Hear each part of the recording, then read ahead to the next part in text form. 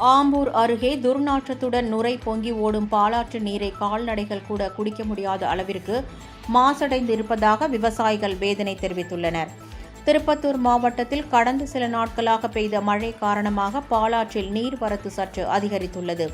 இதனை பயன்படுத்தி வாணியம்பாடியில் உள்ள சில தோல் தொழிற்சாலைகளிலிருந்து சுத்திகரிக்கப்படாத கழிவுநீர் நேரடியாக பாலாற்றில் திறந்துவிடப்படுகிறது.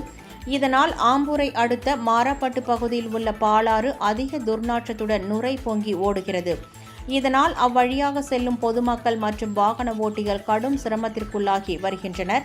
மேலும் பாலாற்றில் நீர்வரத்து காலங்களில் தோல் கழிவு நீரை நேரடியாக திறந்து விடுவதால் ஆற்றுப்படுகையில் நிலத்தடி நீர்மட்டம் வெகுவாக பாதிக்கப்பட்டுள்ளதாகவும் கால்நடைகள் குடிக்கக்கூட முடியாத அளவிற்கு நீர் மிகவும் மாசடைந்திருப்பதாகவும் விவசாயிகள் வேதனை தெரிவித்தனர். இதுகுறித்து அதிகாரிகளிடம் பலமுறை மனு அளித்தும் போராட்டம் நடத்தியும் பாலாற்றில் தோல் கழிவு நீர் கலப்பதை தடுக்க அதிகாரிகள் எந்தவித நடவடிக்கையும் எடுக்கவில்லை என விவசாயிகள் குற்றம் சாட்டியுள்ளனர்.